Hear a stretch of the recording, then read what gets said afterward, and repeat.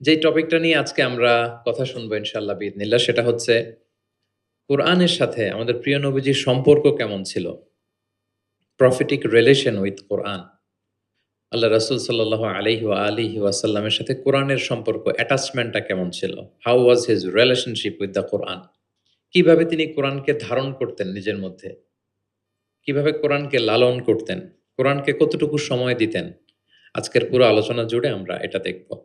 এবং একটু নিজের সাথে মিলিয়ে নেয়ার চেষ্টা করব যে আমরা কতটুকু কোরআনকে সময় দেই এবং কোরআনের সাথে আমাদের অ্যাটাচমেন্টটা কতটুকু? কোরআনের সাথে আমাদের ভালোবাসা এটা কতটুকু? আমরা কতটুকু কোরআনকে ধারণ করি বা লালন করি? এটা একটু নিজেদের সাথে মিলিয়ে নেয়ার চেষ্টা করব। পুরো আলোচনাটাতে আমি আমি প্রায় ৩০ টি পয়েন্ট কভার করার চেষ্টা করব। প্রত্যেকটা পয়েন্ট যদি ২ মিনিট করে আমি শেয়ার করি তাহলে ৩০ দুগুণা ৬০ মিনিট, প্রায় ১ ঘন্টা। খুব সিম্পলি যদি আমি বলি যে কোরআনের সাথে প্রিয় নবীজির সম্পর্ক কেমন ছিল? কোরআনের সাথে বেসিক্যালি আল্লাহ রাসূল সাল্লাল্লাহু আলাইহি ওয়া আলিহি ওয়াসাল্লামের গভীর প্রেমের বাঁধন ছিল। সীমাহীন ভালোবাসা ছিল। শর্টলি বলতে গেলে গভীর প্রেমের বাঁধন এবং সীমাহীন ভালোবাসা ছিল। Because he was the living কোরআন। তিনি নিজেই ছিলেন জীবন্ত কোরআন। আম্মা জান আয়েশা রাদিয়াল্লাহু তাআলা আনহাকে যখন জিজ্ঞেস করা হতো আল্লাহ রাসূল সাল্লাল্লাহু আলাইহি ওয়াসাল্লাম ইন্তেকালের পরে তাবিঈরা যখন জিজ্ঞেস করতেন যে কাইফা কানা খুলুকু রাসূলিল্লাহ, আম্মাজান আমাদের নবীর আচরণ কেমন ছিল? তো তখন আম্মাজান আয়েশা রাদিয়াল্লাহু তাআলা আনহা বলতেন কানা খুলুকুহু আল কুরআন। উনার আচরণ ছিল কোরআনের আচরণ। কোরআনী জীবন ছিল উনার। এবং ইনদামা রাসূলুল্লাহ ইয়ামশি আলাল আরদি কাআন্নাল কুরআনা ইয়ামশি আলাইহি। রাসূল সাল্লাল্লাহু আলাইহি ওয়াসাল্লাম যখন মদিনার রাস্তা দিয়ে হেঁটে যেতেন, আম্মাজান আয়েশা বলতেন মনে হতো একটা জীবন্ত কোরআন হেঁটে যাচ্ছে। As if a living Quran is walking on the street of Medina. রাসূল সাল্লাল্লাহু আলাইহি ওয়াসাল্লাম মদিনার অলিতে গলিতে যখন হাঁটতেন দূর থেকে দেখে মনে হতো একটা লিভিং কোরআন হেঁটে যাচ্ছে। তার মানে পুরো কোরআনে ৩০ পারায় থিওরিটিক্যালি যা বলা আছে রাসূল সাল্লাল্লাহু আলাইহি ওয়াসাল্লামের জীবনে প্র্যাকটিক্যালি সেটা করে দেখানো আছে। এজন্য উনাকে বলা হয় লিভিং কোরআন। তিনি হচ্ছেন জীবন্ত কোরআন। এবং এই কোরআনকে রিসিভ করতে যেয়ে তিনি অনেক কষ্ট সহ্য করেছেন আমরা জানি। তিনি কোরআনের ভার বহন করেছেন। কোরআন কিন্তু খুব হেভি একটা বাণী। যেন তেন কোনো কথা নয়, এটা আল্লাহর কালাম। এজন্য আল্লাহ তাআলা বলছেন, "ইন্না সানুলকি আলাইকা কওলান সাকিলা।" নবী হে, আমি খুব ভারী, হেভি ওয়েট বাণী আপনার কাছে নাজিল করতেছি। এটা সাধারণ বাণী না। ওটের উপর বসে থাকা অবস্থায় যখন রাসূল সাল্লাল্লাহু আলাইহি ওয়াসাল্লামের উপর কোরআন নাজিল হতো, ওট মুহূর্তের মধ্যে দাঁড়ানো থেকে বসে যেত, ভার সহ্য করতে না পেরে। একবার যায়েদ বিন সাবিত রাদিয়াল্লাহু তাআলা আনহুর পায়ের মধ্যে মাথা রেখে রাসূল সাল্লাল্লাহু আলাইহি ওয়াসাল্লাম শুয়েছিলেন। হঠাৎ কোরআন নাজিল হলো। যায়েদ রাদিয়াল্লাহু তাআলা আনহু বললেন যে, "আমার মনে হচ্ছে যে রাসূল সাল্লাল্লাহু আলাইহি ওয়াসাল্লামের মাথাটা অনেক ভারী হয়ে গেল। এতক্ষণ আমার কোনো কষ্টই হচ্ছিল না। কিন্তু হুট করে মনে হলো যে উনার মাথাটা অনেক ভারী হয়ে গেল। আমার পা মনে হচ্ছে যে ভেঙে যাবে, ফেটে যাবে। কারণ কোরআন নাজিল হচ্ছে। লাউ আনজালনা হাযাল কুরআনা আলা জাবালিন লারাআইতাহু খাশিআম মুতাসাদ্দিআম মিন খাশিয়াতিল্লাহ।" এই কোরআনকে মানুষের উপর নাজিল না করে যদি আমি পাহাড়ের উপর নাজিল করতাম, নবী আপনি দেখতেন যে আল্লাহর ভয়ে কোরআনের ভারে পাহাড় ভেঙে চুরে খান খান হয়ে যেত। ইন্না সানুলকি আলাইকা কওলান সাকিলা। এটা খুব ভারী একটা বাণী। এই ভার তিনি সহ্য করেছেন। এবং কোরআন নানাভাবে আসতো। মাঝে, মাঝে মিসলা সলসালাতিল জারাস, লাইক রিংগিং বেল। খ্রিস্টানদের চার্চে গেলে যেমনি দেখবেন ঢাং, ঢাং করে ঘন্টা বাজায়, বিকট আওয়াজ হয়। মাঝে, মাঝে এরকম বিকট আওয়াজে কোরআন আসতো। এভাবে কোরআন রিসিভ করতে রাসূল সাল্লাল্লাহু আলাইহি ওয়াসাল্লামের কষ্ট হয়ে যেত। আবার মাঝে, মাঝে জিবরাইল আলাইহিস সালাম মানুষের সূরাতে মদিনায় এসে কোরআন দিয়ে যেতেন। রাসূল সাল্লাল্লাহু আলাইহি ওয়াসাল্লাম বলেন, "ওইভাবে কোরআন রিসিভ করাটা আমার জন্য খুব সহজ ছিল।" এবং প্রচন্ড শীতের রাতে যখন কোরআন নাজিল হতো, আম্মা জান আয়েশা রাদিয়াল্লাহু তাআলা আনহা বলেন যে, "আমরা শীতে কাঁপছি, কিন্তু ওয়া ইন্না জাবিনাহু লায়াতাফাসসাদু আরাকান।" আমরা দেখতাম রাসূল সাল্লাল্লাহু আলাইহি ওয়াসাল্লামের কপাল মোবারক বেয়ে টপটপ করে ঘাম ঝরছে। আমরা শীতে কাঁপছি, কিন্তু উনি হি ইজ সোয়েটিং। তিনি ঘামতেন। কারণ এটা ভারী একটা বাণী। প্রথম ৫ আয়াত যখন নাজিল হলো হেরা গুহায়, ইকরা বিসমি রাব্বিকাল্লাযী খালাক, read in the name of your lord who has created. এই ৫ বাক্য নিয়ে রাসূল সাল্লাল্লাহু আলাইহি ওয়াসাল্লাম কাঁপতে আরম্ভ করলেন। হি ওয়াজ ট্রেম্বলিং লিটারালি। এবং এসেই খাদিজা রাদিয়াল্লাহু তাআলা আনহাকে বললেন যে, "জাম্মিলুনি, জাম্মিলুনি।" খাদিজা আমাকে কম্বল চাপা দাও। আমার জ্বর এসে যাচ্ছে, আমি কাঁপছি। কারণ ওই যে কওলান সাকিলা, এটা খুব ভারী একটা বাণী। ওনাকে কম্বল চাপা দেয়া হলো। তখন আল্লাহ তাআলা নাজিল করলেন, ইয়া আইয়ুহাল মুজাম্মিল কুমিল লাইলা ইল্লা কালিলা। মানে হে কম্বলওয়ালা দাঁড়ান, এমন দায়িত্ব দিছি এখন বসে থাকার সুযোগ নাই, দাঁড়ান, দাঁড়িয়ে প্রচার করেন। ওই যে নবী দাঁড়ালেন আর বসার সুযোগটা পেলেন না, প্রচার করছিলেন। তাহলে প্রিয় নবীজি হি ওয়াজ লিভিং কোরআন, এক নম্বর পয়েন্ট। ২ নম্বর হচ্ছে কোরআনের ভার বহন করতে ওনার জীবনে অনেক স্যাক্রিফাইস করতে হয়েছে, কষ্ট করতে হয়েছে। এমনকি কোরআনের কোনো আয়াত যেন তিনি ভুলে না যান, জিবরিল আলাইহিস সালাম বলার সাথে, সাথে পড়তে আরম্ভ করতেন। সাথে, সাথে জিহ্বা ঠোঁট নাড়াতেন, পড়তেন যাতে ভুলে না যান। তো আল্লাহ তাআলা বললেন যে, "নবী এতে আপনার কষ্ট হয়ে যাচ্ছে। আপনি কোরআনকে তড়িঘড়ি করে আয়ত্ত করবার জন্য আপনার জিহ্বাকে এত আন্দোলিত করবেন না। লা তুহাররিক বিহি লিসানাকা লিতা'জালা বিহি। ইন্না আলাইনা জামাআহু ওয়া কুরআনা।" আমি এটা আপনার হৃদয়ে দিয়ে দিব, মুখস্থ করায় দিব। ফাইদা ক্বারা'নাহু ফাত্তাবি' কুরআনা। জিবরিল যখন পড়বে শুধু শুনবেন খেয়াল করে। আমি শিখাই দেব আপনাকে। সুম্মা ইন্না আলাইনা বায়ানা। এরপর এটার ব্যাখ্যা, বিশ্লেষণ সব আমি শিখিয়ে দেব। তো জিবরাইল আলাইহিস সালাম আসার সাথে, সাথে রাসূল সাল্লাল্লাহু আলাইহি ওয়াসাল্লাম উদগ্রীব হয়ে যেতেন। সাথে, সাথে পড়তে আরম্ভ করতেন। মানে উনি যে একটু দিবে ওই সুযোগটাও দিতেন না। মানে তাড়াতাড়ি পড়তেন, আরো পড়তেন দ্রুত। তো আল্লাহ তাআলা বলেন যে, "নবী হে আপনি অস্থির হবেন না, উদগ্রীব হবেন না। বরং আমি আপনাকে শিখায় দিব। সানুকরিউকা ফালা তানসা।" আমি আপনাকে শিখায় দেব, আপনি আর ভুলবেন না। এরপর থেকে রাসূল সাল্লাল্লাহু আলাইহি ওয়াসাল্লাম আর পেরেশান হতেন না। শুধু খেয়াল করে শুনতেন। আর জিবরাইল আলাইহিস সালাম চলে যাওয়ার সাথে, সাথে আল্লাহ তাআলা অটোমেটিক্যালি মুখস্থ করায় দিতেন রাসূল সাল্লাল্লাহু আলাইহি ওয়াসাল্লামকে। এখন প্রিয় নবীজি কিভাবে তেলাওয়াত করতেন আমরা শুনি। আমরা তো রমাদানে তেলাওয়াত করতেছি আলহামদুলিল্লাহ। আচ্ছা, আল্লাহ রাসূল সাল্লাল্লাহু আলাইহি ওয়া আলিহি ওয়াসাল্লাম তারতিলের সাথে তেলাওয়াত করতেন। তারতিল, ওয়ারাত্তিলিল কুরআনা তারতিলা। তোমরা তারতিলের সাথে তেলাওয়াত করো। তারতিলের মধ্যে ২ টা জিনিস থাকতে হয়। এক হচ্ছে ধীরে, ধীরে, ২ হচ্ছে স্পষ্টভাবে। রিপিট, আবারও বলছি। তারতিল হচ্ছে ধীরে, ধীরে পড়বেন, আবার স্পষ্ট। তখন এটা তারতিল হবে। আমাদের বাংলাদেশে আলহামদুলিল্লাহ ১ দশক ধরে আমি বলে এসেছি যে তারাবির সালাতে খুব ধীরে পড়তে হবে কোরআনের হক আদায় করে তারতিলের সাথে। আলহামদুলিল্লাহ অনেক বলার পরে এখন অনেক মসজিদে আলহামদুলিল্লাহ মসজিদ কমিটি সচেতন হয়েছে। ভালো কারীরা, হাফেজরা তারা খুব ধীরস্থিরভাবে পড়ায়। তারপরেও গ্রাম বাংলায় বা অনেক এলাকার মসজিদে এখনো এমনভাবে কোরআন তেলাওয়াত করা হয় দ্রুত খতম দেওয়ার জন্য। এটা কোরআনের সাথে এক প্রকার বেয়াদবি হয়ে যায়। ইভেন মালয়েশিয়াতে অথবা ইন্দোনেশিয়াতে কোনো এক জায়গায় আমি একটা ভিডিও দেখলাম যে এমনভাবে রুকুর উপরে সেজদা, আল্লাহু আকবার, সামি আল্লাহ, মানে 30 সেকেন্ডস এ ২ রাকাত শেষ। আল্লাহ রাসূল সাল্লাল্লাহু আলাইহি ওয়াসাল্লাম ২ রাকাত পড়তে তাহাজ্জুদের নামাজে কত সময় নিতেন আমরা একটু দেখব। এইভাবে কিন্তু কোরআন তেলাওয়াত করতে নিষেধ করা হয়েছে। বরং আল্লাহ বলেছেন, ওয়ারাত্তিলিল কুরআনা তারতিলা। কোরআনটা তারতিলের সাথে তোমরা তেলাওয়াত করবে। আল্লাহ রাসূল সাল্লাল্লাহু আলাইহি ওয়াসাল্লাম এভাবেই পড়তেন। ধীরে, ধীরে, স্পষ্টভাবে। ইয়ামুদ্দু বিহা সাওতাহু মাদ্দান। টেনে, টেনে পড়তেন। আলহামদুলিল্লাহি রাব্বিল আলামিন। এই দেখেন টেনে পড়লাম। আর রহমানির রহিম।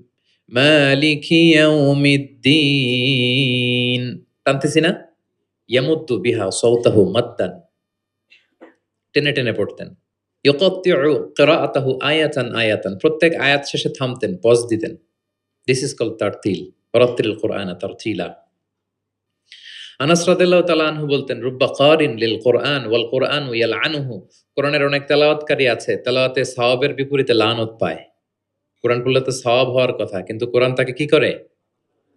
লানত করে। একটু মিলায় নেন নিজের সাথে যে আমাদের তেলাওয়াতটা কেমন। আচ্ছা, তাহলে রাসূল সাল্লাল্লাহু আলাইহি ওয়াসাল্লাম তারতিলের সাথে তেলাওয়াত করতেন। পাশাপাশি তিনি খুব সুমধুর কণ্ঠে তেলাওয়াত করতেন। এবং তিনি আদেশ করতেন, যায়্যিনুল কুরআনা বিআসওয়াতিকুম। তোমরা তোমাদের গলায় যে আল্লাহ তাআলা সুর দিয়েছেন, ওই সুর দিয়ে কোরআন তেলাওয়াত করো।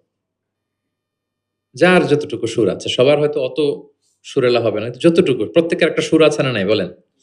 যতটুকুই দিয়েছে আল্লাহ তাআলা আপনার গলায় সুর, ওই সুরটাকে ব্যবহার করে আপনি কোরআন তেলাওয়াত করবেন। রাসূল সাল্লাল্লাহু আলাইহি ওয়াসাল্লাম সুর দিয়ে কোরআন পড়তেন। এবং তিনি বলেছেন, লাইসা মিন্না মান লাম ইয়াতাগান্না বিল কুরআন। আমার যে উম্মত সুর করে কোরআন পড়ে না, সে কভু আমার উম্মত হতে পারে না। সুর করে পড়তে হবে। বারা ইবনে আযিব রাদিয়াল্লাহু তাআলা আনহু বলেন যে আমি একবার দেখলাম এশার নামাজের সময় ক্বারা রাসূলুল্লাহ ফিল ইশাই বিত্তিনি ওয়াজ যাইতুন, মানে ওয়াত্তিনি ওয়াজ যাইতুন ওয়া তুরি সিনিন। এই সূরাটা দিয়ে রাসূল সাল্লাল্লাহু আলাইহি ওয়াসাল্লাম দেখলাম একবার এশার নামাজের ইমামতি করতেছেন। বারা ইবনে আসিফ রাদিয়াল্লাহু তাআলা আনহু তিনি বলতেছেন, এবং তিনি বলেন, ফামা সামি'তু আহাদান আহসানা সাওতাম মিনহু, আমার জীবনে এত সুরেলা কণ্ঠের অধিকারী কোন মানুষের তেলাওয়াত আমার জীবনে আমি শুনি নাই।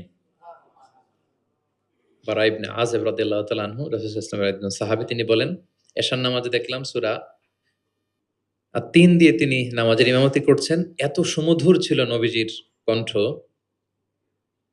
আমি আমার জীবনে এত সুমধুর কণ্ঠের তেলাওয়াত শুনি নাই। না জানি প্রিয় নবীজি কত সুমধুর কণ্ঠে তেলাওয়াত করতেন, আমরা তো শুনতে পারি নাই। এবং রাসূল সাল্লাল্লাহু আলাইহি ওয়াসাল্লামের সুমধুর কণ্ঠের তেলাওয়াত শুনে মানুষ তো মুসলিম হয়েছেই, অনেক জিনও মুসলমান হয়েছে। অনেক জিন, মক্কার যারা গণক ছিল, তারা জিন দিয়ে গণনার কাজ করত।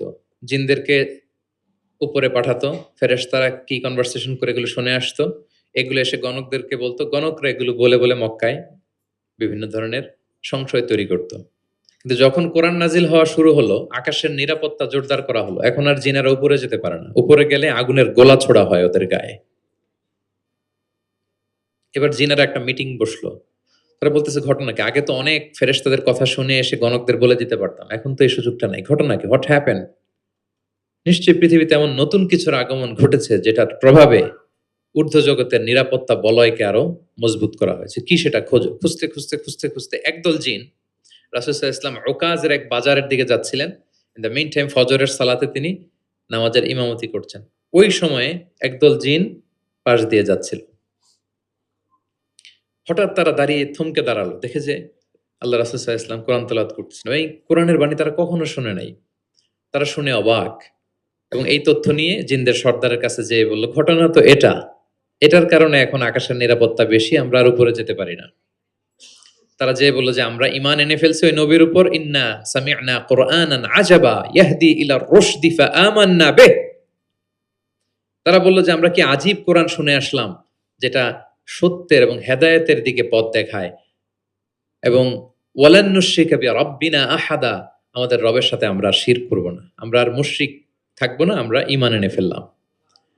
তাহলে আল্লাহ রাসূল সাল্লাল্লাহু আলাইহি ওয়াসাল্লামের সুমধুর কণ্ঠের তেলাওয়াত শুনে শুধু মানুষ নয়, বরং জিনেরাও ইসলাম ধর্ম গ্রহণ করেছে।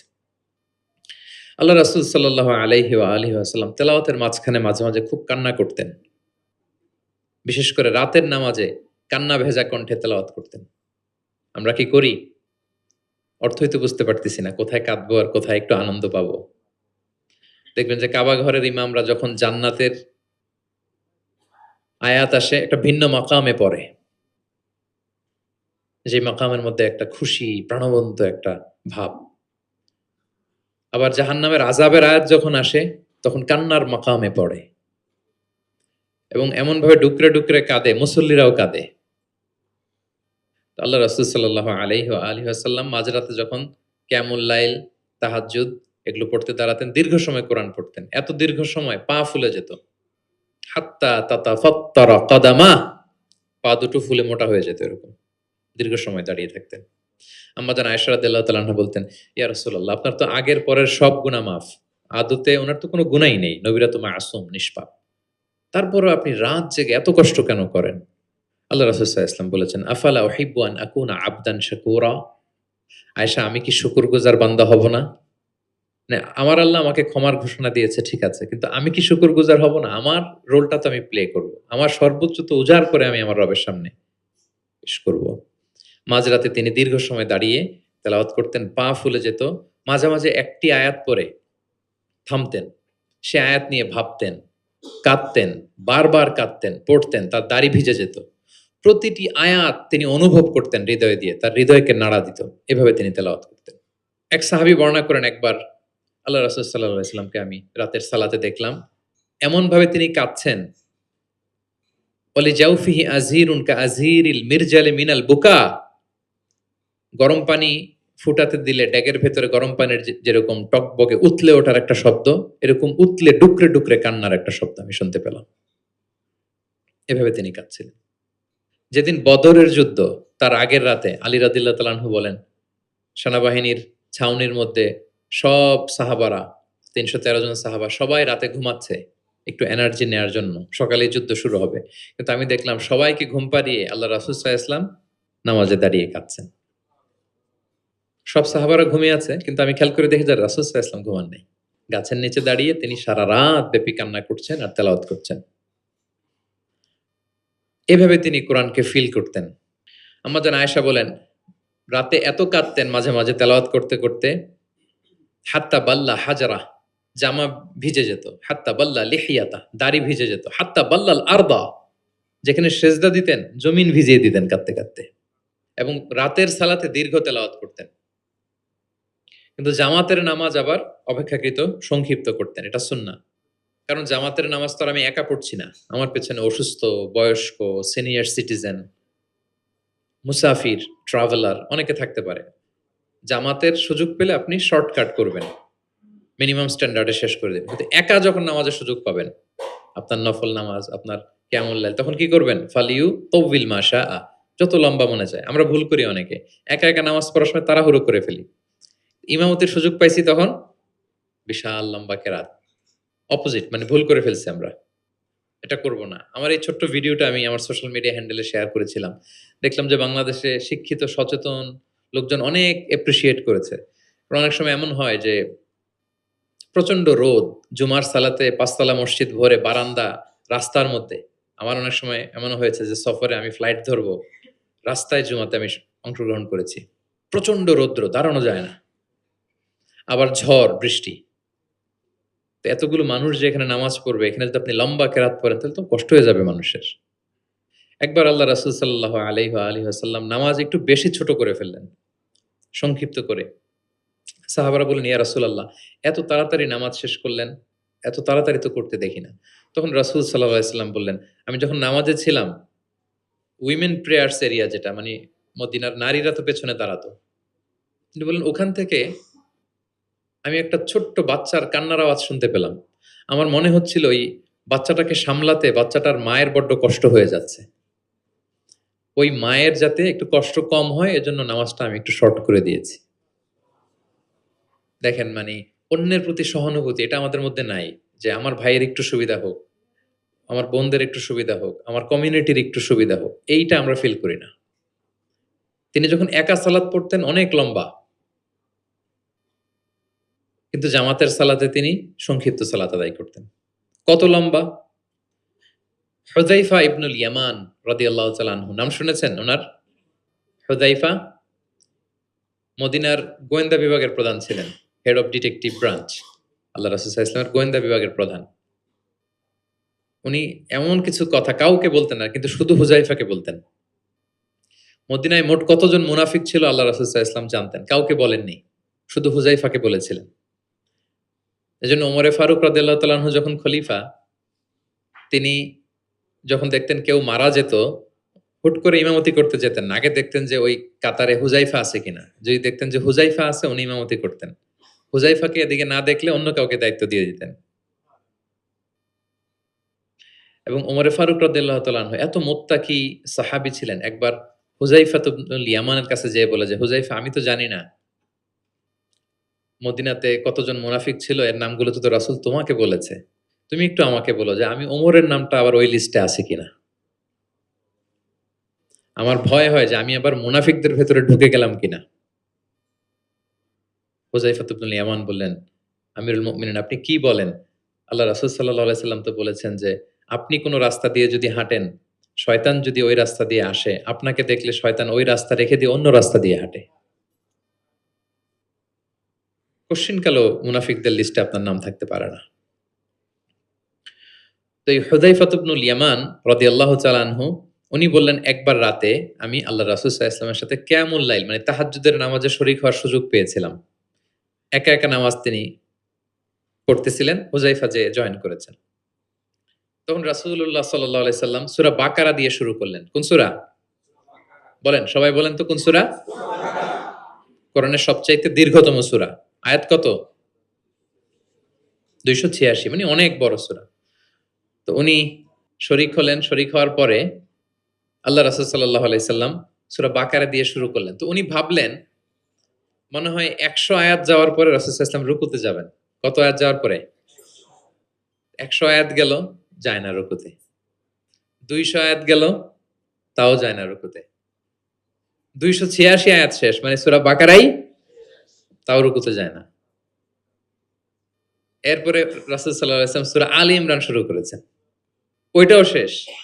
এরপর রাসূল সাল্লাল্লাহু আলাইহি ওয়াসাল্লাম সূরা নিসা শুরু করেছেন। Could you imagine that? আপনি চিন্তা করতে পারেন? তার মানে এক এক রাকাতে উনি 2 থেকে 3 ঘন্টা, মাঝে মাঝে এমন হয়েছে 2 রাকাতে সারা রাত শেষ কভার করে দিয়েছেন। এবং হুযায়ফা বলেন, আমার কাছে মনে হলো যতক্ষণ তিনি দাঁড়িয়ে তেলাওয়াত করছিলেন ঠিক ততক্ষণ আবার রুকুতে ছিলেন, যতক্ষণ রুকুতে ছিলেন ঠিক ততক্ষণ আবার সেজদায় লুটিয়েছিলেন। 2 রাকাতে পুরো রাত তিনি শেষ করে দিয়েছেন। তাহলে রাতের সালাতে তিনি দীর্ঘ তেলাওয়াত করতেন। সব সময় তিনি তেলাওয়াত মুখর সময় কাটাতেন, দাঁড়িয়ে, বসে, শুয়ে, হাঁটা অবস্থায়, আরোহী অবস্থায়, সব সময়। অজু থাকা অবস্থায়, অজু না থাকা অবস্থায়। অজু চলে গেলেই রাসূল সাল্লাল্লাহু আলাইহি ওয়াসাল্লাম সাথে সাথে অজু করে ফেলতেন, কিন্তু অজু নেই ওই অবস্থায়ও তিনি কোরআন তেলাওয়াত করেছেন। ইবনুল কাইয়িম আল জাওজিয়া যাদুল মাআদ ফি হাদি খায়রিল ইবাদ, একটা বিখ্যাত সিরাত গ্রন্থে তিনি বলেন, লাম ইয়াকুন ইয়ামনাহু মিন কিরাআতিহি ইল্লাল জানাবা। গোসল ফরজ হয় যেই পরিস্থিতিতে, ওই পরিস্থিতি ছাড়া কোনো কিছু রাসূল সাল্লাল্লাহু আলাইহি ওয়াসাল্লামকে কোরআন তেলাওয়াত থেকে বিরত রাখতে পারত না। মানে গোসল ফরজ হয় কোন কারণে আপনারা তো জানেন। এরকম পরিস্থিতি হলে তিনি শুধু তেলাওয়াত করতেন না। এছাড়া দাঁড়িয়ে, বসে, হাঁটছেন, আরোহণ করেছেন, অজু আছে কিংবা অজু নেই, সবসময় তিনি কোরআন তেলাওয়াত করতেন। মুআবিয়া ইবনে কুররা রাদিয়াল্লাহু তাআলা আনহু বর্ণনা করেন যে আব্দুল্লাহ ইবনে মুগাফফাল তিনি বলেন, একবার আমি রাসূল সাল্লাল্লাহু আলাইহি ওয়াসাল্লামকে দেখলাম যে তিনি উটের উপর চড়ে মক্কা বিজয়ের দিন উট হাঁকাচ্ছেন, উটের উপর বসা। তখন তিনি সূরা ফাতহ তেলাওয়াত করছেন, ইন্না ফাতাহনা লাকা ফাতহাম মুবিনা লিয়াগফিরা লাকাল্লাহু মা তাকদ্দামা মিন যামবিকা ওয়া মা তাআখার। তিনি বলেন যে আমি নিজে অষ্টম হিজরিতে মক্কা বিজয়ের দিন দেখলাম তিনি উট হাঁকাচ্ছেন আর পড়তেছেন ইন্না ফাতাহনা লাকা ফাতহাম মুবিনা, সূরা ফাতহ তেলাওয়াত করতেছেন। সুবহানাল্লাহ। তার মানে দাঁড়িয়ে বসে, অনেকে আমাদেরকে প্রশ্ন করে যে হুজুর শুয়ে শুয়ে কোরআন তেলাওয়াত করা যাবে? মানুষের মনে প্রশ্ন থাকে অনেক। তারপর বলে অজু ছাড়া কি কোরআন তেলাওয়াত করা যাবে মুখস্থ? অনেক প্রশ্নের সম্মুখীন হয়েছি আমি এটা। তার মানে আল্লাহ রাসূল সাল্লাল্লাহু আলাইহি ওয়াসাল্লামের জীবনী থেকে তো আপনি বুঝতে পারলেন যে কোনো কিছু আপনারা আটকাইতে পারবে কোরআন তেলাওয়াত থেকে? এক্সেপ্ট আপনার গোসল ফরজ হয়েছে, তখন পড়বেন না। তখন গোসলটা করে তারপরে পড়বেন। নিজ গৃহে তিনি তেলাওয়াত করতেন। আমরা অনেক সময় শুধু মসজিদে গেলেই কোরআনটা খুলে পড়ি, ঘরে আর পড়ি না। না, ঘরে পড়বেন। তিনি বলেছেন লা তাজআলু বুয়ুতাকুম মাকাবিরা, তোমাদের ঘরগুলোকে কবর বানায় রেখো না। কবরের মধ্যে তো কোনো আমল হয় না, মৃত মানুষ শুয়ে থাকে, পড়ে থাকে, আমল নাই, জিকির নাই, তেলাওয়াত নাই। তো ঘরগুলোকে কবর বানিও না। ফাইন্না শাইতানা ইয়ানফিরু মিনাল বাইতিল্লাযী তুকরাউ ফীহি সূরাতুল বাকারা, যে ঘরে সূরা বাকারা তেলাওয়াত করা হয় ওই ঘর থেকে শয়তান দৌড়ে পালায়। অনেক ঘরে শয়তান ডিস্টার্ব করে, শয়তানের জিনের আসর হয়। অনেক অনেক ফ্যামিলিতে আমাদের কাছে আসে। জাদু টোনা, বান, ব্ল্যাক ম্যাজিক, কালো জাদুর যে সমস্যা, আপনি সূরা বাকারা পড়বেন, আল্লাহ তাআলা আপনাকে প্রোটেক্টেড রাখবেন। আপনাদের পরিচিতদের মধ্যে থেকে এরকম ঘটনা শুনছেন না যে ব্ল্যাক ম্যাজিকে আক্রান্ত? কোন সূরা পড়বেন? যারা খুব বেশি আক্রান্ত, অল্প সাউন্ডে সূরা বাকারাটা চালিয়ে ঘুমিয়ে পড়বেন, সারা রাত যেন তেলাওয়াত চলে। কোনো ব্ল্যাক ম্যাজিক আপনার ক্ষতি করতে পারবে না ইনশাআল্লাহ। অল্প সাউন্ডে MP3 তে করে কি করবেন? চালিয়ে রাখবেন। সূরা বাকারাকে খুব গুরুত্বের সাথে পড়তে বলেছেন আল্লাহ রাসূল সাল্লাল্লাহু আলাইহি ওয়াসাল্লাম। তিনি বলেছেন ইকরাউ সূরাতাল বাকারা ফাইন্না আখযাহা বারাকা ওয়া তারকাহা হাসারা ওয়া লা ইস্তাতিউহাল বাতালা। যে এটা পড়বে বরকত পাবে, যে পড়বে না সে আফসোস করবে। আর যে এটা আত্মস্থ করবে পড়বে, ওয়ালা তাস্তাতিউহাল বাতালা ইয়ানি আস-সাহারা, ম্যাজিশিয়ান, কোন ম্যাজিশিয়ানের ম্যাজিক তার উপর কাজ করবে না। কোন ব্ল্যাক ম্যাজিক তার কাছে কিছুই করতে পারবে না। এজন্য ঘরে ঘরে কোন সূরা? সূরা বাকারা। এই বাকারার মধ্যে একটা স্পেশাল আয়াত আছে, 255 নম্বর আয়াত, যেটাকে বলা হয় আয়াতুল কুরসি। এটা রেগুলার পড়বেন প্রত্যেক ফরজ সালাতের পরে। মান ক্বারা আয়াতাল কুরসি দুবুরা কুল্লি সালাতিন মাকতুবাতিন লাম ইয়ামনাহু মিন দুখুলিল জান্নাতি ইল্লাল মাউত। প্রত্যেক ফরজ সালাতের পরে যে ব্যক্তি আয়াতুল কুরসি তেলাওয়াত করবে, ওই ব্যক্তির জান্নাতে প্রবেশের ক্ষেত্রে আর কোনো বাধা থাকে না। একটা জিনিস ছাড়া, মৃত্যু। লোকটা মরে না তাই জান্নাতে যায় না, মরলেই জান্নাতি। প্রত্যেক ফরজ সালাতের পরেই আপনারা পড়বেন। যারা পড়েন কন্টিনিউ করবেন, আর যারা পড়েন না মনে রাখবেন, নোটে রাখেন, যেটা আমরা রেগুলার ওয়াজিফা বানাবো। ইট শুড বি রেগুলার ওয়াজিফা। আল্লাহ রাসূল সাল্লাল্লাহু আলাইহি সাল্লাম তিনি বলেছেন যে ৭ কেরাতের যেটা দিয়ে সহজ লাগে সেটা দিয়ে তেলাওয়াত করতে পারবো, মানে ফ্লেক্সিবিলিটি আছে। আমরা এটা একটু একাডেমিক আলোচনা হয়ে যায়, তারপরে বলে রাখি, আমরা যেই তেলাওয়াতটা করি বা কোরআন পড়ি, এটা রিওয়ায়াত হাফসান আসিমের তেলাওয়াত করি আরকি। এছাড়াও আরো অনেকগুলো ৭ টা কেরাত আছে। এগুলো যারা ইলমুল কেরাতে যারা মাহের তারা জানে। তো সেগুলো দিয়েও আপনি তেলাওয়াত করতে পারবেন, ফ্লেক্সিবিলিটি আছে। হ্যাঁ? এটার পরে আরেকটা বিখ্যাত কেরাত আছে, ওয়ারশের কেরাত, রেওয়ায়াত ওয়ারশান নাফিআ, এরকম কুম্বুলের কেরাত আছে, এরকম অনেকগুলো কেরাত আছে। এই কেরাত আপনি পড়তে পারবেন। যেমন আরো সহজ করে বলি, আমরা যেমনি পড়ি ওয়াদ-দোহা ওয়াল লাইলি ইযা সাজা, আরেকটা মুতাওয়াতির সনদের এরকম কেরাত আছে, তারা পড়ে ওয়াদ-দোহে। আমরা পড়ি কি? ওয়াদ-দোহা। ওই কেরাতে কি পড়ে? ওয়াদ-দোহে। আমরা পড়ি ওয়াল লাইলি ইযা সাজা, ওরা পড়ে ওয়াল লাইলি ইযা সাজে। আমরা পড়ি ইহদিনাস সিরাতাল মুস্তাকিম, তারা বলে ইহদিনাজ সিরাতাল মুস্তাকিম। আমরা পড়ি মালিকি ইয়াউমিদ্দিন, এরা পড়ে মালিকি ইয়াউমিদ্দিন। এরকম কিছু পার্থক্য আছে। তো ওই কেরাতগুলোও সহিহ মুতাওয়াত্তির সনদে আসছে। তো আল্লাহ রাসূল সাল্লাল্লাহু আলাইহি ওয়াসাল্লাম বলেন ৭ কেরাতের যেটা দিয়ে সহজ লাগে তোমরা পড়ো। যেমন বাংলা ভাষা একটা, এর মধ্যে আঞ্চলিকতা আছে না? নোয়াখালীর এরাও বাংলা বলে কিন্তু একটু ভিন্ন। সিলেটের ভাইরা একটু ভিন্ন। চট্টগ্রামের এরা বাংলায় তো বলে নাকি? চট্টগ্রামের লোকরা কোন ভাষায় কথা বলে? ফার্সিতে? বাংলা। কিন্তু আপনি হয়তো বুঝবেন না। এমন এমন শব্দ আপনি বুঝবেন না। কিন্তু তারা প্রত্যেকেই বাংলা বলে। তো একই আরবির মধ্যেও অনেক আঞ্চলিকতা আছে। এই ৭ টা আঞ্চলিকতায় কোরআন নাজিল হয়েছে। রাসূল সাল্লাল্লাহু আলাইহি ওয়াসাল্লাম বলেন যেটা সহজ লাগে পড়ো। তো একবার হিশাম বিন হাকিম বিন হিজাম উনি একবার সূরা ফুরকান পড়তেছেন এমন একটা কেরাতে, যেই কেরাত ওমর রাদিয়াল্লাহু তাআলা আনহু শোনেন নাই। উনি তো আবার খুব রাগী ছিলেন। ইসলামের কোন রুল ভায়োলেট হইছে দেখলে তাৎক্ষণিক অ্যাকশন নিতেন, ডাইরেক্ট অ্যাকশন নিতেন। তো উনি ভাবছে যে কোরআনকে বোধহয় সে বিকৃত করে পড়ছে। এই কেরাতটা উনার আবার জানা ছিল না। উনি ধরে চাদর ধরে টেনে হিচড়ে রাসূল সাল্লাল্লাহু আলাইহি ওয়াসাল্লামের কাছে নিয়ে আসছে। বলছে, ইয়া রাসূলুল্লাহ দেখেন কিভাবে কোরআনকে বিকৃত করে। তো আল্লাহ রাসূল সাল্লাল্লাহু আলাইহি ওয়াসাল্লাম বললেন, ওমর শান্ত হও, আগে তাকে ছাড়ো। ওমর রাদিয়াল্লাহু আনহু ছাড়লেন। রাসূল সাল্লাল্লাহু আলাইহি ওয়াসাল্লাম বললেন, আরসিলহু ইকরা। এই ওমর রাখো, ছাড়ো। আচ্ছা পড়ো, কিভাবে পড়ছো? তো হিশাম বিন হাকিম বিন হিজাম তেলাওয়াত করে শোনালেন সূরা ফুরকান। রাসূল সাল্লাল্লাহু আলাইহি ওয়াসাল্লাম বললেন, হাকাযা উনজিলাত, কোরআন তো এভাবেও নাজিল হয়েছে। আচ্ছা ওমর তুমি কিভাবে জানো? ওমর রাদিয়াল্লাহু তাআলা আনহু বললেন, ইয়া রাসূল আপনি তো আমাদেরকে এইভাবে শিখিয়েছেন। তখন রাসূল সাল্লাল্লাহু আলাইহি ওয়াসাল্লাম বললেন, ওয়া হাকাযা উনজিলাত, এভাবেও নাজিল হয়েছে। উনজিলাল কুরআনু আলা সাবআতি আহরুফ, আরবি ভাষার ৭ টা ডায়ালেক্টে, 7 ডায়ালেক্টে কোরআন নাজিল হয়েছে। ফাকরাউ মা তায়াসসারা মিন, যেটা দিয়ে সহজ লাগে। ওয়াদ দোহা পড়লেও হবে, দোহে পড়লেও হবে। হ্যাঁ, সবটাই পড়তে পারবেন। দোহাও হবে, দোহেও হবে। আল্লাহ রাসূল সাল্লাল্লাহু আলাইহি ওয়াসাল্লাম অন্যকে কোরআন তেলাওয়াত শোনাতেন। উবাই ইবনে কাআব রাদিয়াল্লাহু তাআলা আনহুকে বললেন, ইন্নাল্লাহা আমারানি আন আকরা আলাইকাল কুরআন। হে উবাই, আল্লাহ তাআলা আমাকে আদেশ করেছেন আমি নবী যেন তোমার কাছে কোরআন শোনাই। উবাই ইবনে কাআব বললেন, আল্লাহু সাম্মানি, নবীজি আপনি বলেন কি আল্লাহ আমার নাম ধরে বলছে? মানে খুশিতে বাকবাকুম, আনন্দে আত্মহারা, শিহরিত। ইয়া রাসূলুল্লাহ আমি উবাইয়ের নামটা ধরে আল্লাহ বলছেন? আল্লাহ রাসূল সাল্লাল্লাহু আলাইহি ওয়াসাল্লাম বললেন, নাম, তোমার নাম ধরে বলেছেন। আল্লাহ তাআলা আমাকে বলেছেন আমি যেন সূরা বাইয়িনা, লাম ইয়াকুনিল্লাযীনা কাফারু, এই সূরাটা যেন আমি তোমার সামনে শোনাই। ফাযারাফাত আইনাহু, তিনি কাঁদতে আরম্ভ করলেন শুনে।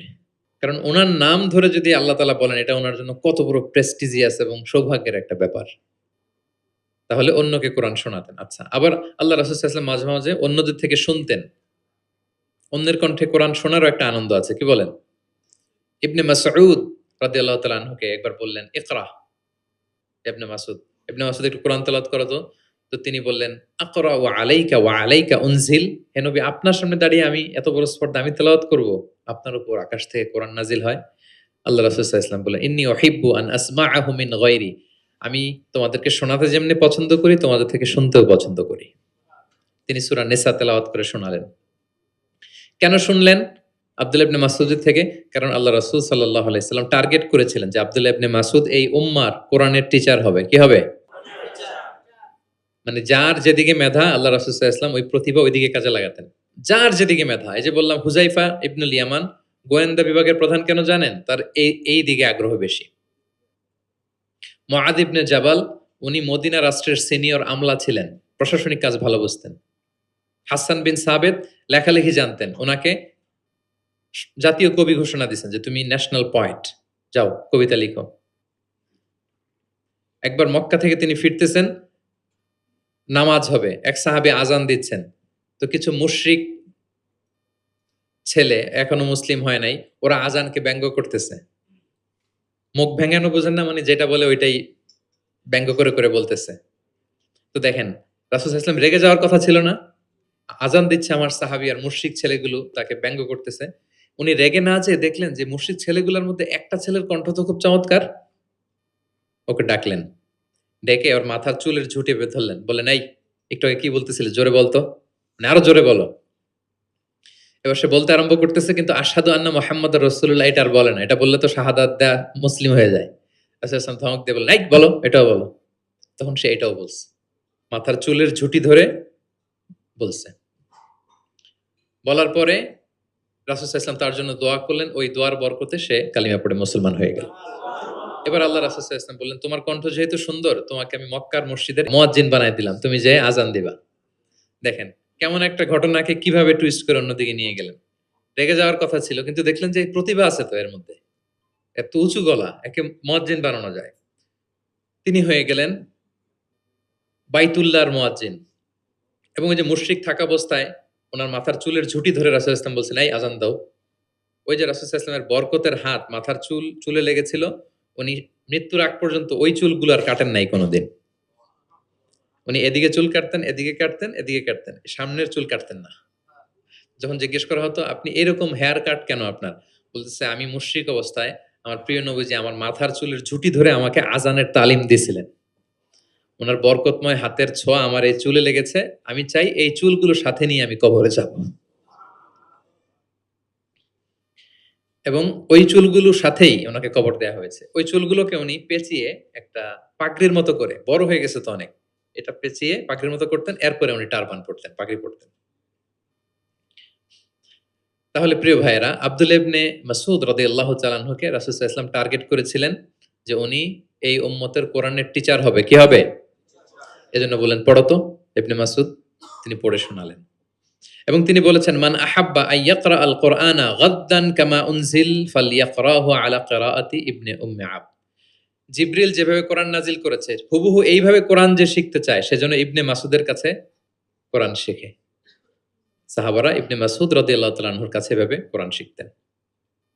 তাহলে দেখেন কোরআন অন্যকে শোনাতেন, অন্যদের থেকে শুনতেন এবং কোরআন যারা শিখে এবং শেখায় তাদেরকে তিনি শ্রেষ্ঠ বলে ঘোষণা দিয়েছেন। খায়রুকুম মান তাআল্লামাল কুরআনা ওয়া আল্লামাহ। যে কোরআন শেখে এবং শেখায় সে তোমাদের মাঝে শ্রেষ্ঠ। আপনি যদি শিখেন, লজ্জার কিছু নাই। যে বয়স আমার ৪০ হয়ে গেছে, ৫০ হয়ে গেছে, আমি তো পারি না। না, এটা আপনার জন্য সৌভাগ্যের। It's a blessing. You are lucky. It's an honour. আল্লাহ যে সুযোগ দিয়েছেন আপনি শিখবেন। কোরআন শোনাবেন আপনি। যদি শোনান আপনি শ্রেষ্ঠ। যিনি আপনাকে শোনায় সেও শ্রেষ্ঠ। মানে এমন এক মেকানিজম। কোরআন শিখলেও সে শ্রেষ্ঠ, আবার যে শেখায় সেও শ্রেষ্ঠ। তো আমরা এই এক্টিভিটিজ এর সাথে যেন জড়িত থাকি। এবং কারো সুন্দর কণ্ঠ দেখলে আল্লাহ রাসূল সাল্লাল্লাহু আলাইহি ওয়াসাল্লাম প্রশংসা করতেন। আবু মুসা আল আশআরী রাদিয়াল্লাহু তাআলা আনহু একবার মসজিদে নববীতে তেলাওয়াত করতেছিলেন। আল্লাহ রাসূল সাল্লাল্লাহু আলাইহি ওয়াসাল্লাম পাশ দিয়ে যাচ্ছেন। আরেক বর্ণনা আছে উনার ঘরে তেলাওয়াত করতেছিলেন, উনি রাতে উনার বাসার পাশ দিয়ে যাচ্ছেন। হঠাৎ কান লাগিয়ে শুনলেন এত সুন্দর গলা। তিনি বুঝতে পারলেন এটা আমার আবু মুসা আল আশআরীর কণ্ঠ। তো সকালবেলা ফজরের পরে আবু মুসাকে ডেকে বললেন, "আবু মুসা, লাকাদ উতিতা মিজমারান মিন মাযহামিরি আলি দাউদ।" দাউদ নবীর গলায় আল্লাহ যে সুরের ঝংকার দিয়েছেন, এই উম্মতের মধ্যে তোমার গলায় আল্লাহ সে সুরের লহরী ঢেলে দিয়েছেন। তাও মুসা বলে, "ইয়া রাসূলুল্লাহ, আমি তো কখনো আপনার সামনে তেলাওয়াত করিনি। আপনি কি করে বুঝলেন?" তো রাসূল সাল্লাল্লাহু আলাইহি ওয়াসাল্লাম বললেন, "গত রাতে তোমার ঘরের পাশ দিয়ে যাচ্ছি, তোমার তেলাওয়াত শুনে আমি থমকে দাঁড়িয়েছি। যতক্ষণ পড়েছো আমি শুনেছি।" আবু মুসা আল আশআরী তো অবাক হলেন, বললেন, "ইয়া রাসূলাল্লাহ, আপনি দাঁড়িয়ে আমার তেলাওয়াত শুনেছেন। এটা যদি জানতাম আমি যে আরো কত সুর করে পড়তাম। আমি যে আরো কত সুর দিয়ে পড়তাম, ফজর পর্যন্ত পড়তাম।" দাউদ আলাইহিস সালাম নবীদের মধ্যে সবচেয়ে সুরেলা গলার নবী ছিলেন। উনার উপরে জাবুর কিতাব নাজিল হয়েছিল। আকাবা একটা উপসাগর আছে জর্ডানে। আমি এবার জর্ডান ভিজিটে দেখে এসেছি। আকাবা উপসাগরের তীরে বসে তিনি যখন জাবুর তেলাওয়াত করতেন, আকাবা উপসাগরের মাছগুলো সব চলে আসতো তেলাওয়াত শুনতে। এত সুর ছিল ওনার গলায়। তো নবী আলাইহিস সালাম বলেন যে, "দাউদ নবীর গলায় যে সুর দিছে, আমার সাহাবীদের মধ্যে আল্লাহ তোমার গলায় সেই সুর ঢুকায় দিছে।" সুবহানাল্লাহ বিহামদিহি। তো নবী যদি প্রশংসা করে একজন সাহাবীর তেলাওয়াতের, উনার কেমন লাগবে বলেন তো? হ্যাঁ? ভালো লাগবে। তিনি তেলাওয়াতের প্রশংসা করতেন এভাবে। তিনি রমাদানে সবচেয়ে বেশি তেলাওয়াত করতেন, যে সময়টা আমরা কাটাচ্ছি। আমরা কোন মাস কাটাচ্ছি এখন? সাইয়্যিদুশ শুহুর, ১২ মাসের মধ্যে শ্রেষ্ঠতম মাস। এই মাসে সবচেয়ে তেলাওয়াত করতেন। আম্মা জান আয়েশা রাদিয়াল্লাহু তাআলা আনহা বলেন, "লা আ'লামু রাসূলুল্লাহি সাল্লাল্লাহু আলাইহি ওয়াসাল্লামা ক্বারাআল কুরআনা কুল্লাহু ফি লাইলাতিন কাত্তু গায়রা রমাদান।" রমজান ছাড়া কোন মাসে মানে এক রাতে পুরো কোরআন পড়ে ফেলছেন এরকম আমি দেখি নাই। শুধু রমাদানেই দেখেছি এত তেলাওয়াত করতে। এবং বছরব্যাপী যা নাজিল হতো, আল্লাহ রাসূল সাল্লাল্লাহু আলাইহি সাল্লাম রমাদানে সেটা রিভাইজ করতেন। এবং রমাদানের প্রতি রাতে জিবরিল আলাইহিস সালামের সাথে রাসূল সাল্লাল্লাহু আলাইহি ওয়াসাল্লামের মিটিং হতো। প্রতি রাতে। তার মানে ৩০ দিনে কয়টা মিটিং? ৩০ টা মিটিং। কি হতো এই মিটিংয়ে? সারা বছর যা নাজিল হয়েছে রাসূল সাল্লাল্লাহু আলাইহি ওয়াসাল্লাম জিবরিল আলাইহিস সালামকে সেটা শোনাতেন। আবার জিবরিল আলাইহিস সালাম রাসূল সাল্লাল্লাহু আলাইহি ওয়াসাল্লামকে শোনাতেন। ২ পক্ষ থেকে। আর যে বছর আল্লাহ রাসূল সাল্লাল্লাহু আলাইহি ওয়াসাল্লাম ইন্তেকাল করেছিলেন ওই বছর পুরো কোরআনটা ২ বার জিবরিল আলাইহিস সালাম আল্লাহ রাসূল সাল্লাল্লাহু আলাইহি ওয়াসাল্লামকে শুনিয়েছেন। আবার আল্লাহ রাসূল সাল্লাল্লাহু আলাইহি ওয়াসাল্লাম ২ বার জিবরিল আলাইহিস সালামকে শুনিয়েছেন। আজকে থেকে নিয়ত করেন, আমরা শোনাবো। আপনি ভাবিকে শোনাবেন, ভাবি আপনাকে শোনাবে। আপনি আপনার মেয়েকে শোনাবেন, আপনার মেয়ে আপনাকে শোনাবে। যে সূরাটাই পারেন। ঘরটা একটা কোরআনময় ফ্যামিলি হবে আমাদের ফ্যামিলিটা। কি বলেন? এরকম বরকতময় ফ্যামিলি আমরা চাই না? এবং সাহাবাদেরকে উদ্বুদ্ধ করতেন বিভিন্ন সূরার ফজিলতের কথা বলে, বলে যে এটা এই সূরা পড়ো, এই ফজিলত। একবার উবাই ইবনে কাব রাদিয়াল্লাহু তাআলা আনহুকে বললেন, "আতুহিব্বু আন উআল্লিমাকা সূরাতান লাম ইয়ানজিল ফিত তাওরাত ওয়ালাল ইনজিল ওয়ালা জাবুর?" হে উবাই, তুমি কি চাও যে আমি তোমাকে এমন একটা সূরা শিখাবো যেটার মতো মর্যাদাপূর্ণ সূরা তাওরাতেও নাই, ইনজিলেও নাই, জাবুরেও নাই, কোথাও নাই, এত মর্যাদাপূর্ণ? তিনি বললেন, "বালা ইয়া রাসূল, অবশ্যই শিখাবেন।" তখন আল্লাহ রাসূল সাল্লাল্লাহু আলাইহি ওয়াসাল্লাম বলেন, "সেই সূরাটা তুমি নিজেই জানো। সেটা কি? সেটা হচ্ছে কাইফা তাকরাউ ফিস সালাহ, তুমি নামাজে কোন সূরা পড়ো? মানে কোন সূরা ছাড়া নামাজ হয় না বলেন তো?" সূরা ফাতিহা। আল্লাহ রাসূল সাল্লাল্লাহু আলাইহি ওয়াসাল্লাম বললেন, "এই সূরা ফাতিহা এটা যেন তেন কোন সূরা নয়। এর মতো মর্যাদাপূর্ণ সূরা তাওরাত, জাবুর, ইনজিল কোথাও আসেনি। ইন্নাহা লাহিয়া সাবউল মাসানি ওয়াল কুরআনুল আযীম।" এটা নিত্য পাঠনীয় সপ্তবাক্য। সূরা ফাতিহায় মোট কয়টা বাক্য? ৭ টা। সবাই বলেন কয়টা? এটাকে বলে সাবউল মাসানি, মানে সবসময় পড়া হয় এমন ৭ টা বাক্য। ওয়ালাকাদ আতাইনাকা সাবআম মিনাল মাসানি ওয়াল কুরআনাল আযীম। এটা সবসময় পড়তে হয়।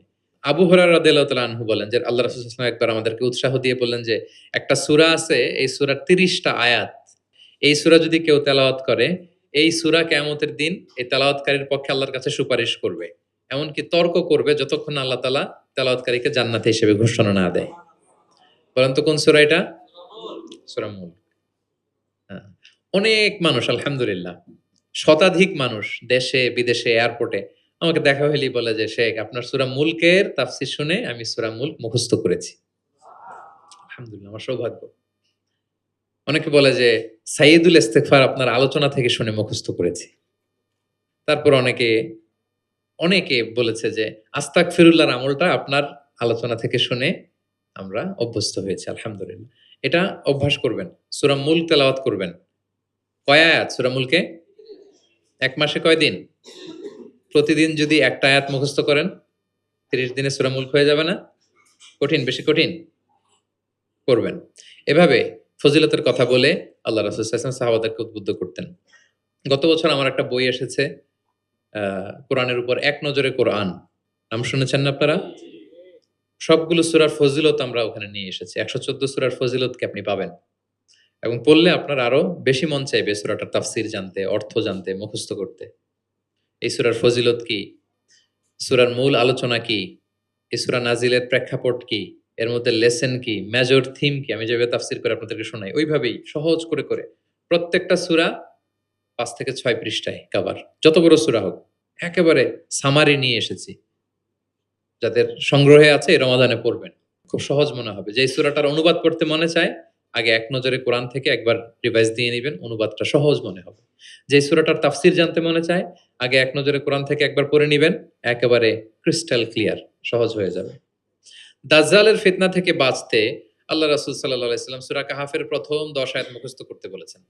আল্লাহ রাসূল সাল্লাল্লাহু আলাইহি সাল্লাম ইরশাদ করেন, মান হাফিযা ১০ আয়াতিন মিন আউয়ালি সূরাতিল কাহফি উসিমা মিন ফিতনাতিদ দাজ্জাল। যে সূরা কাহাফের প্রথম ১০ আয়াত মুখস্থ করবে সে দাজ্জালের ফিতনা থেকে মুক্ত থাকবে ইনশাআল্লাহ। মুখস্থ করবেন। সূরা কাহাফের প্রথম কয় আয়াত? ১০ আয়াত। আল্লাহ রাসূল সাল্লাল্লাহু আলাইহি সাল্লাম কোরআনের ব্যাখ্যা করতেন। নিজেই কোরআনের ব্যাখ্যা করতেন। কারণ তার উপরই তো কোরআন নাজিল হয়েছে। তিনিই সবচেয়ে বড় মুফাসসির। আল্লাহ রাসূল সাল্লাল্লাহু আলাইহি সাল্লামের চেয়ে বেশি কোরআনের ব্যাখ্যা আর কি কেউ জানে? ব্যাখ্যা করতেন। একবার তিনি আল্লাযীনা আমানু ওয়া লাম ইয়ালবিসু ঈমানাহুম বিযুলমিন উলাইকা লাহুমুল আমনু ওয়া হুম মুহতাদুন। আর ঈমানের সাথে জুলুমকে মেশায়নি, তাদের জন্য আছে নিরাপত্তা এবং হেদায়েত। সাহাবারা অবাক হলেন, যে ইয়া রাসূলুল্লাহ, আমাদের মধ্যে এরকম কে আছে যে ঈমানের সাথে জুলুম মিশায় নাই? মানে ঈমান আনার পরে কোনো পাপ করি নাই, কম বেশি পাপ তো আমাদের হয়েছে, জুলুম তো হয়েছে। তাহলে আমরা কি নিরাপত্তা হেদায়েত পাবো না?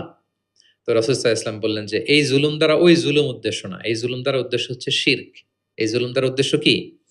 এই যে ব্যাখ্যা করে দিচ্ছেন। সাহাবীদের ভুল ধারণা ভাঙায় দিচ্ছেন। তিনি বলতেছেন, তোমরা কি লোকমান আলাইহিস সালামের ওই নসিহত পড়ো নাই যে লা তুশরিক বিল্লাহ ইন্না শিরকা লা যুলমুন আযীম। ওনার ছেলেকে বলতেছেন যে বাবা, শিরক করো না। শিরিক সবচেয়ে বড় জুলুম। শিরিক সবচেয়ে বড় কি? কারণ এই জুলুমটা মানুষ কার উপর করে? আল্লাহর উপর করে। তাহলে জুলুম মানে হচ্ছে এই আয়াতের মধ্যে শিরক। তাহলে স্বয়ং রাসূলুল্লাহ সাল্লাল্লাহু আলাইহি ওয়াসাল্লাম নিজে ব্যাখ্যা করে দিয়েছেন। সাহাবারা ওনারা ক্লিয়ার হয়ে গেলেন। কোরআনে যারা অধিক পারদর্শী তাদেরকে রাসূল সাল্লাল্লাহু আলাইহি ওয়াসাল্লাম প্রায়োরিটি দিতেন। কি দিতেন? প্রায়োরিটি। আল্লাহ রাসূল সাল্লাল্লাহু আলাইহি ওয়াসাল্লাম বলেছেন, ইয়া উম্মুল কওমা আকরাউহুম লিকিতাবিল্লাহ। একসাথে ধরেন যে অনেকে হয়েছেন, তো ইমামতি করবে কে? আমরা ৫ ভাই একসাথে হইছি। নামাজের সময় হইছে। ইমামতি কে করবে? হ্যাঁ, যে কোরআন ভালো জানে। আকরাউহুম লিকিতাবিল্লাহ। আল্লাহর কিতাব যে বেশি জানে, বেশি ব্যাখ্যা জানে, বেশি মুখস্থ সে। আচ্ছা, ওয়া ইন কানাত কিরাআতুহুম সাওয়া। যদি তাদের সবার কেরাত সমান হয় তখন রাসূল সাল্লাল্লাহু আলাইহি ওয়াসাল্লাম বললেন, ফাইয়া উম্মুহুম আকদামুহুম হিজরাতান। তাহলে যে আগে হিজরত করছে সে, মানে তখন আগে হিজরত, যে আগে হিজরত করেছে তাদের মর্যাদা বেশি ছিল। ফাইন কানু ফিল হিজরাতি সাওয়া। হিজরতেও যদি সমান হয়, ধরেন যে ৫ জন একসাথে হিজরত করছিল, এই ৫ জন মিলে এখন নামাজ পড়বে, তো এখন কে? আল্লাহ রাসূল সাল্লাল্লাহু আলাইহি ওয়াসাল্লাম বললেন, ফাইয়া উম্মুহুম আকবারুহুম সিন্নান। যার বয়স বেশি সে, যে সিনিয়র সে ইমামতি করবে। তাহলে সবচেয়ে বেশি অগ্রাধিকার কাকে দিলেন? যে কোরআন বেশি জানে। এবং তিনি দোয়া করতেন, আল্লাহ কোরআনকে আমার হৃদয়ের বসন্ত বানিয়ে দেন। আল্লাহ আমার অন্তরের জ্যোতি বানিয়ে দেন। আল্লাহ আমার কষ্ট দূরের কারণ বানিয়ে দেন। এই দোয়াটা মালয়েশিয়াতে তো কুনুতের মধ্যে সবসময় পড়ে দেখি আমরা। আল্লাহুম্মা জাআলিল কুরআনাল আযীমা রাবিআ কুলুবিনা ওয়া নূরা সুদুরিনা ওয়া জালাআ আহজানিনা ওয়া যাহাবা হুমুমিনা ওয়া গুমুমিনা। শুনছেন না আপনারা? হ্যাঁ। রাসূল সাল্লাল্লাহু আলাইহি ওয়াসাল্লাম যেই ভাষায় বলেছেন সেটা হচ্ছে তাজআলুল কুরআনা রাবিআ কলবি। আল্লাহ এই কোরআনকে আপনি আমার অন্তরের বসন্ত বানান, প্রশান্তি বানান। নূরা সাদরি, আমার অন্তরের বুকের আলো বানান, হৃদয়ের আলো। আমার দুঃখের অপসারণকারী বানান, আমার দুশ্চিন্তা দূরকারী বানান। এই দোয়াটা আপনারা করবেন। আল্লাহ রাসূল সাল্লাল্লাহু আলাইহি ওয়াসাল্লাম শেষ বয়সে উনার চেহারায় কিছুটা বার্ধক্যের ছাপ চলে এসেছিল। আবু বকর রাদিয়াল্লাহু তাআলা আনহু একবার জিজ্ঞেস করছিলেন যে, ইয়া রাসূলুল্লাহ কদ শিবতা, আপনার চেহারায় কেমন যেন বার্ধক্যের ছাপ চলে আসছে। আল্লাহ রাসূল সাল্লাল্লাহু আলাইহি ওয়াসাল্লামের দাড়ি এবং চুল মিলে, সব মিলে ২০ টার বেশি চুল পাকে নাই। এক বর্ণনায় এসেছে ১৭ টা, আরেক বর্ণনায় ১৮ টা। মুহাদ্দিসিন একরাম বলেছেন যে এত অল্প কিছু চুল দাড়ি পেকেছিল যে গুনা যেত। গুণে দেখা গেছে ১৭, ১৮, সবশেষে যখন বেড়েছে হয়তো ২০। এজন্য মুহাদ্দিসিন একরাম একমত যে উনার ২০ টার বেশি চুল দাড়ি পাকে নাই। কোথায় বেশি পাকছে? এদিকে, এদিকে কয়েকটা পাকছে। নিম দাড়ির এখানে কয়েকটা পাকছে, হাদিসে আছে। তা আবু বকর রাদিয়াল্লাহু তাআলা আনহু বললেন, ইয়া রাসূলুল্লাহ কদ শিবতা, আপনার চেহারায় কেমন যেন বার্ধক্যের ছাপ। তখন আল্লাহ রাসূল সাল্লাল্লাহু আলাইহি ওয়াসাল্লাম বললেন, শাইয়াবাতনি হুদ ওয়াল ওয়াকিআ ওয়াল মুরসালাত ওয়া আম্মা ইয়াতাসাআলুন ওয়া ইযা শামসু কুবিরাত। আবু বকর বলো না আর, এই ৫ টা সূরা আমাকে বার্ধক্যে উপনীত করে দিয়েছে। কারণ এই ৫টা সূরার ভিতরে কিয়ামতের বিভীষিকার বর্ণনা এমনভাবে আল্লাহ তুলে ধরেছেন, আল্লাহ রাসূল সাল্লাল্লাহু আলাইহি ওয়াসাল্লাম এত উদ্বিগ্ন থাকতেন উম্মতকে নিয়ে, নিজের জন্য না, আমাদের জন্য, যে হায়রে কিয়ামতের এই বিভীষিকাময় মুহূর্তে আমার গুনাহগার উম্মতের কি হবে? ওই কঠিন পরিস্থিতিতে আমার উম্মতের কি হবে? এটা যখন ভাবতেন, এই ৫টা সূরা পড়তেন, কিয়ামতের বিভীষিকাময় এই পরিস্থিতি, দৃশ্যায়নের চিন্তা, মানসপটে কল্পনাপটে চিন্তা করতে, করতে উনার মধ্যে বার্ধক্যের ছাপ চলে আসছে। কোরআন পড়তে, পড়তে উম্মতের চিন্তায়। সব নবীকে আল্লাহ তাআলা একটা স্পেশাল দোয়া করার সুযোগ দিয়েছিলেন। আর সব নবীরা ওই দোয়া দুনিয়াতেই করেছে। একমাত্র আমাদের প্রিয় নবীজি ছাড়া। সব নবী ওই দোয়া খাটায় ফেলছে দুনিয়াতে। আল্লাহ রাসূল সাল্লাল্লাহু আলাইহি ওয়াসাল্লাম ওই দোয়া করেন নাই। তিনি বলেন, ওয়া ইন্নী আখতাবিউ দাওয়াতি শাফাআতান লি উম্মতি ইয়াউমাল কিয়ামা। আমার ওই দোয়াটা, স্পেশাল দোয়াটা যেটা করলেই আল্লাহ কবুল করবে, ওই দোয়াটা আমি কিয়ামতের দিন আমার গুনাহগার উম্মতের জন্য রেখে দিয়েছি। আমি সেদিন আমার উম্মতের জন্য সেই দোয়াটা করব। তাহলে কিছু সূরা ওনার চেহারায় বার্ধক্যের ছাপ নিয়ে এসেছিল। কোরআন হেফজ করার পরে ভুলে যাওয়া, এটা কিন্তু ঠিক না। এজন্য আল্লাহ রাসূল সাল্লাল্লাহু আলাইহি ওয়াসাল্লাম বলেছেন, হেফজ যারা করবে তারা যেন কোরআনকে সংরক্ষণ করে, প্রিজার্ভ করে। এবং তিনি বলেছেন, তাআহাদুল কোরআন, কোরআনকে যত্ন নিও, কারণ কোরআন দামি মেহমান। দামি মেহমানকে যত্ন না নিলে থাকে না। হেফজ করছে, যত্ন নেয় নাই, পড়ে নাই, রিভাইজ দেয় না, এখন আর রিডিংও পড়তে পারে না। মুখস্থ তো দূরের কথা, দেখে দেখেও পড়তে কষ্ট। এরকম হয় অনেক হাফেজদের। এটা ঠিক না। কারণ আল কোরআনু দাইফুন কারীমুন মিনাল্লাহ, কোরআন আল্লাহর পক্ষ থেকে অনেক সম্মানিত মেহমান। সম্মানিত মেহমানকে সম্মান দিতে হয়, নাইলে উনি আসে থাকে। ধরেন যে একজন এমপি আসলো আপনার বাসায়, মালয়েশিয়ার একজন মন্ত্রী আসার পরে নাই কোনো রিসেপশন, নাই কোনো ওয়েলকামিং স্টেটমেন্ট, রিসেপশন কিছু নাই, আপনি কোনো গুরুত্বই দিচ্ছেন না, উনি এসে বসে থাকবে আপনার বাসায়? না। সম্মানিত মেহমানকে সম্মান করতে হয়। কোরআন অনেক বড় সম্মানিত এক মেহমান আল্লাহর পক্ষ থেকে। এটাকে সম্মান দিতে হবে, পড়তে হবে, রিভাইজ দিতে হবে, সময় দিতে হবে, তাহলে সে আপনার সিনায় থাকবে। তা না হলে এই কোরআনের নূর সিনাতে কখনো থাকে না। তিনি বলেছেন, তাআহাদুল কোরআন, কোরআনকে রিভাইজ করো, ফা ইন্নাহু আশাদ্দু তাফাল্লুতান মিনাল ইবলি ফি উকুলিহা। ওটের রশি ছেড়ে দিলে ওট যেমনি পালায়, কোরআন মুখস্থ করার পর রিভাইজ না দিলে কোরআনও পালাবে। আর রিভিশন দিলে এটা হৃদয়ে থাকে। এবং তিনি উৎসাহ দিয়ে বলেছেন, কোরআন এমন কিতাব, পৃথিবীর অন্য কোনো কিতাবের ক্ষেত্রে এটা বলা হয় নাই, যে কিতাবের এক অক্ষরে 10 নেকি। এক অক্ষরে কয় নেকি? পৃথিবীর আর কোনো বইয়ের ক্ষেত্রে এটা প্রযোজ্য? ইভেন হাদিস শরীফের ক্ষেত্রেও প্রযোজ্য না। হাদিসের এক অক্ষর পড়লে 10 নেকি, এটা বলে নাই আল্লাহ রাসূল সাল্লাল্লাহু আলাইহি ওয়াসাল্লাম। শুধু কোরআন, শুধু মান কারা হারফান মিন কিতাবিল, এক হরফ যদি কেউ পড়ে, ফালাহু হাসানা ওয়াল হাসানাতু বিআশরি আমসালিহা, 10 নেকি। লা আকুলু আলিফ লাম মিম হারফুন। আল্লাহ রাসূল বলেন, সূরা বাকারার শুরুতে যা আছে আলিফ লাম মিম, মনে করেন তিনটা মিললা এক অক্ষর না, বাল আলিফুন হারফুন, আলিফ একটা হরফ, লামুন হারফুন, লাম একটা হরফ, মিমুন হারফুন, মিম এক হরফ। তাহলে আলিফ লাম মিম বললে কয় সওয়াব? 30 টা নেকি আল্লাহ তাআলা আমাদের আমলনামায় দিচ্ছেন। অনেকে বলে যে, হুজুর পড়তে পারি না, কষ্ট হয়, বয়স হয়ে গেছে 50, 60, এখন তো মুখ দিয়ে আসে না। বলে? অনেকে কমপ্লেইন করে না? রাসূল সাল্লাল্লাহু আলাইহি ওয়াসাল্লাম তাদেরকেও সুসংবাদ দিয়েছেন। বলেছেন, যাদের বয়স হয়ে গেছে, ওয়াল্লাযী ইয়াকরাউল কুরআন ওয়া ইয়াতাতা'তাউ ফি, পড়তে গেলে জিহ্বায় আটকায়া যায়। এটাকে আরবিতে বললে ইয়াতাতা'তাউ, মানে গিরা লেগে গেছে, জিহ্বায় আটকে যায়। তো যার আটকে যায়, কষ্ট হয়, যদি সে কোরআন পড়ে, ফালাহু আজরান, তার ডাবল সওয়াব। কোরআন পড়তেছে এটার সওয়াব, ওই যে আটকাইতেছে ওইটার আরেক সওয়াব। কষ্ট হচ্ছে যে, শাক্কুন আলাইহি লাহু আজরান, তার ডাবল সওয়াব। এবার বলেন, কষ্ট হইলে কি পড়া বন্ধ করে ফেলবেন? তো কি করবেন? আরো চেষ্টা করব, আরো পড়ব। কারণ প্রতিনিয়ত আল্লাহ তাআলা আমার আমলনামা ভারী করছেন। এবং এই যে কোরআনের মজলিসে হাজির হলে, আল্লাহ রাসূল সাল্লাল্লাহু আলাইহি ওয়াসাল্লাম উৎসাহিত করেছেন যে কোরআনের মজলিসে হাজির হলে কি হয়? ইয়াতলুনা কিতাবাল্লাহ, যেখানে কোরআনের আলোচনা হয়, ওয়া ইয়াতাদারাসুনা বাইনাহুম ইল্লা নাযালাত আলাইহিমুস সাকিনা, প্রশান্তি নেমে আসে, আসমানি প্রশান্তি। আপনি প্রশান্তি ফিল করতেছেন? সাকিনা হৃদয়ে? এই যে আজকের এই প্রোগ্রামে আপনি যেটা ফিল করতেছেন, পৃথিবীর কোন গেট টুগেদার, কোন ফাংশন, কোন প্রোগ্রামে কি এই প্রশান্তি আপনি পান? পাইলে বলেন। পাবেন? কোরআনের যে মাজলিস, ওটাতে বসলেই একটা আলাদা আসমানি প্রশান্তি।